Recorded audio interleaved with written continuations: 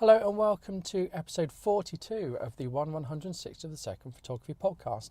Today's podcast I'm going to be talking about camera bags and the agony and ecstasy I experience with camera bags. So why would you have a camera bag? Well, simply you have a camera bag because you want to take your gear somewhere. So why not just use a standard bag? Well, you could use a standard bag, but your gear's like to get knocked about, and if you're spending a lot of money on a camera, if you're spending a lot of money on lenses, I'm guessing you want to spend a little bit more money and protect that gear when you go out. If you have a DSLR with just a lens on, or a mirrorless with just a lens on, then you can get sort of cases that they go in, sort of wraparound cases. But if you're taking more than one lens, a few accessories, a tripod, some cards, some ND filters, maybe you might feel that you need a bespoke bag for that. And you can get bags that do many things, but most people are going to want a camera bag to take their camera gear in because it offers that protection, it offers quick access, and it offers a few other things compared to a standard bag. Now, if you're like me, you've probably got lots of camera bags because you can't find the right camera bag. So what are the types of camera bags? Well, they generally fall into three categories. They generally fall into backpack, rucksack style camera bags, messenger bags, which are over the shoulder, or sling bags, which are more like a rucksack but have just one strap. If it's on your back, you can swing it around to, it's at your belly and you can easily get things out. Well, that's the idea anyway. I've never found they work particularly well. So I, of course, have all three styles of bags. I have several messenger bags, I have several backpacks, and I have a sling bag, and I never use the sling bag. The problem I find with camera bags, and maybe you find this or maybe you don't and think I'm crazy in what I'm going to say, but I find the problem is the Goldilocks problem. You might buy a camera bag that can take the vast majority of your kit, but then if you travel light, it's going to be far too big and far too cumbersome. Again, if you get a small bag which would aid you traveling light, you're not going to be able to carry a lot of kit. So there is this Goldilocks conundrum, and I've never found a bag that will serve me for most of my photographic journeys, or most of the journeys that I take my camera or camera gear along for. I can just never find the right bag. I've got a really good bag that's quite small, but again, it does limit me in what I can take. I have a really good bag that can take a couple of lenses, a couple of camera bodies, etc. But generally that's too big. And the other thing with camera bags is you don't want it to be obvious that you've got loads of camera gear in. I mean, camera bags are expensive in themselves, but you don't want them to be an advert for gear that you've got that's going to be expensive and you don't want stolen.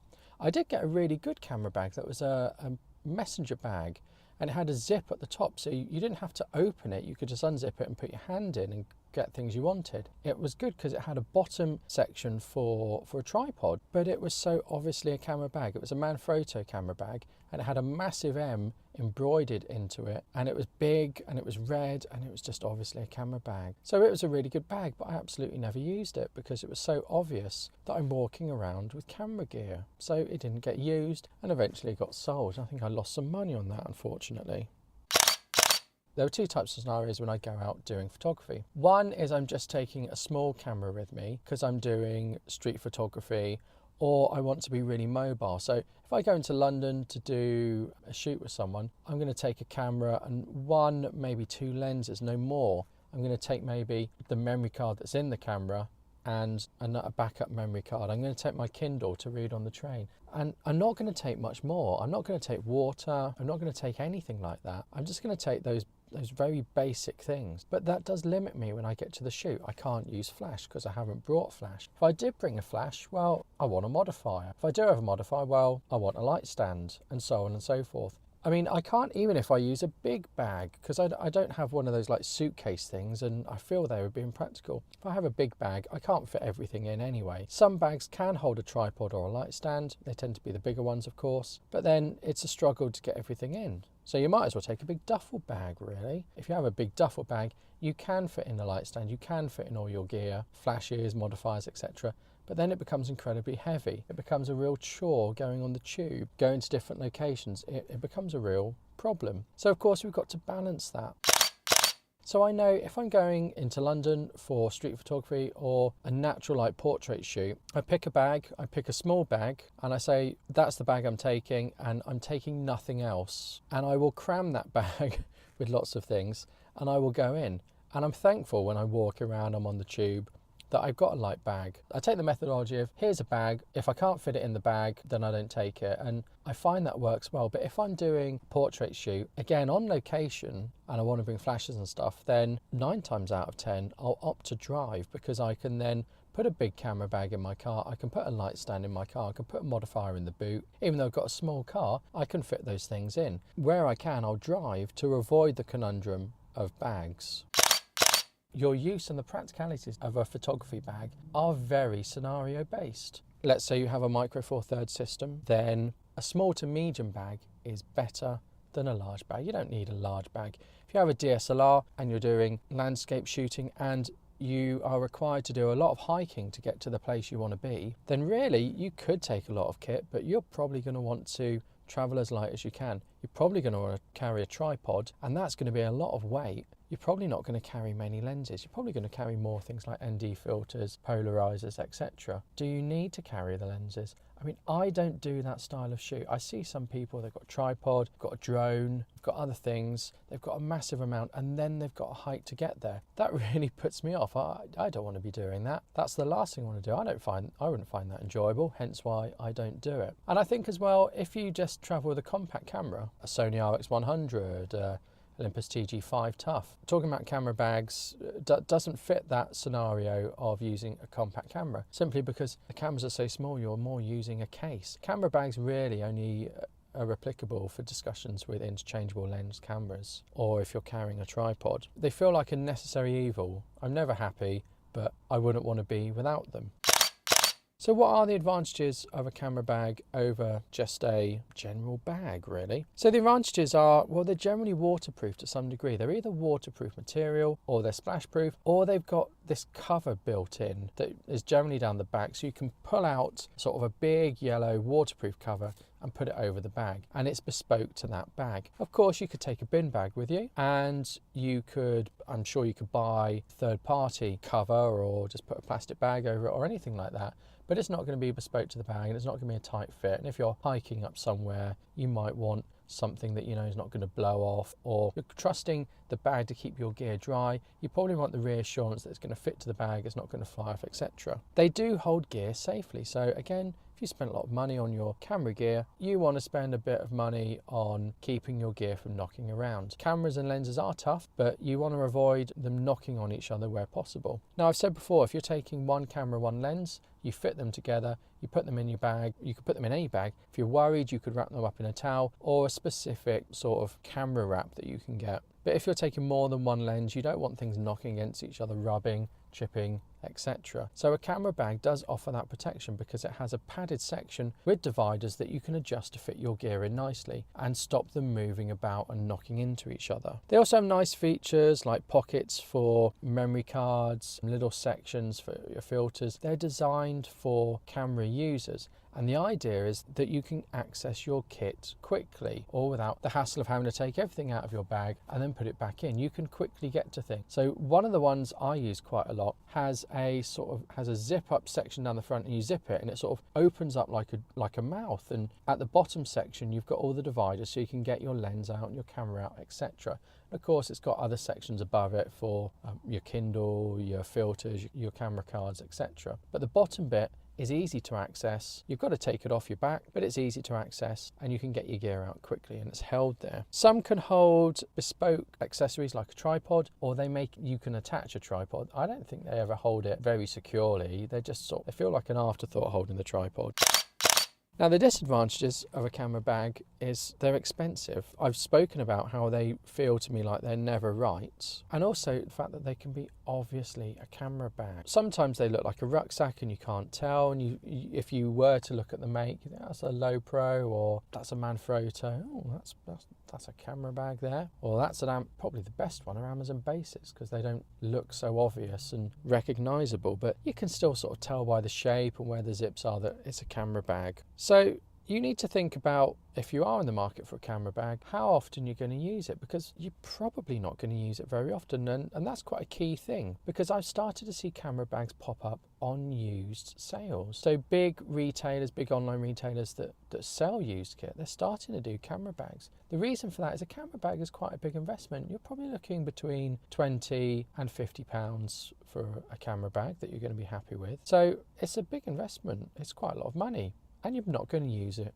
all the time. You're not going to use it every day. And if you are, you probably want to spend a bit more money. And buying used, it's not going to be, the quality is not going to be bad. You're not going to have one where the zip's broken or anything. It's going to be a good quality. So as you're not going to be using it, consider buying used. Other tips, if you are shooting in the summer, or you are doing a long hike to get somewhere, then water is a key thing. When I go and do street photography in London, water isn't a key thing for me, because I'm going to stop in a restaurant, probably get myself some lunch. I'm going to stop, get a coffee. Well, I'll get a water when I get a coffee. But if I'm in the middle of the Lake District for the UK, or I'm in the middle of Grand Canyon, then I can't do that, so I've got to take water with me. It's always a good idea to get a camera bag that has plenty of holsters for water bottles that are on the outside, so that if your water bottle leaks, it's not leaking right next to your expensive kit. It's leaking on the outside, and one, if it's on the outside, you'll notice it, and two, you can quickly get it out without adding to the spill and more water being introduced into the mix.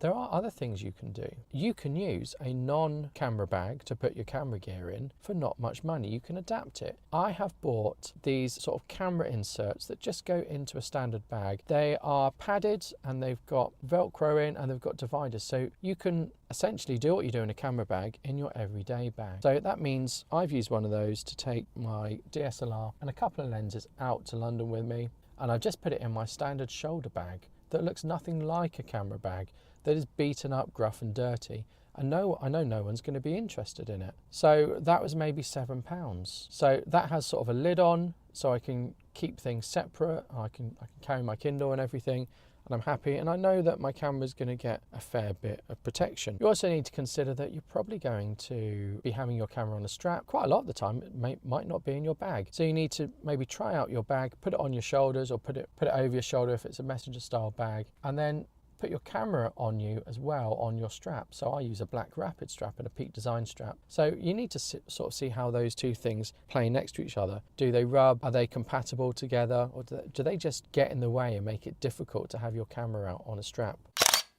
So you'll never be happy with camera bags, and I'm never happy with camera bags, and you end up collecting a lot of them. I'm just going to do a count of how many camera bags I've got. I think I've got about 6 camera bags, which is an astounding number. Another thing that you can do is, if you're buying used gear and it's older used gear and it's from someone who has bought everything when they got their camera, so you're buying an old camera with a few lenses, it's likely you're going to get a camera bag with that. And those type of old style camera bags are obviously camera bags, but sometimes the old ones can be quite good, particularly for just storing camera bits in. Maybe because of the style and how obvious they are, because they say Canon down the side or Nikon or Sony, you don't want to take them out with you, but certainly they can be a good backup. Or sometimes they're quite small and you could fit them in a bigger bag. Certainly you don't need the best or the most modern, because I really don't think you're going to be using your camera bag that much. If you used it once a month, it'd only be 12 times a year. So do consider buying one. I mean, I've bought old cameras as a system just for the lens. And then I've had the bonus of having a camera and a bag and a few old memory cards and a few other accessories. And I found that quite useful, but really I made that purchase because I wanted the lens. So what do you think about camera bags? Am I completely wrong? Is there a camera bag that does everything? I must say, I did get to try out the Peak Design Messenger bag that I thought was an amazing camera bag, and it was almost the perfect camera bag for me. It was a medium to large bag. One, it didn't look like a camera bag. Two, it had loads of really smart features that I really liked. Three, I couldn't carry a tripod in it or a light stand, but I never felt camera gear wise or lenses and cameras that, oh, I can't fit this in. The only problem was it was, I think, £170. So it was a very expensive camera bag. Now, £170 is an astounding amount for a camera bag. There are lenses that are cheaper than that. I haven't bought it. even though I really liked it, because I didn't think it was worth it, which says, you know, I didn't think a camera bag was worth that, so I didn't buy it. Maybe if I'd bought that instead of buying different bags at different stages, at different times for different things, for different systems, then maybe I would have had one bag to rule them all, but who knows? Let me know what you think. Do you have a specific camera bag? Do you have one camera bag, or like me, do you have more than one? Have you found the perfect camera bag? I really would love to know your thoughts, so do let me know. Don't forget to check me out on Patreon if you wanted to support the podcast and gain a few extras. Well, you can at patreon.com/160SPP. And don't forget to follow me on Twitter and have a look at the Facebook page. And rather than talk through those links, I'm just going to put them in the show note description. So do have a look at those and do follow the action. Thank you. Goodbye.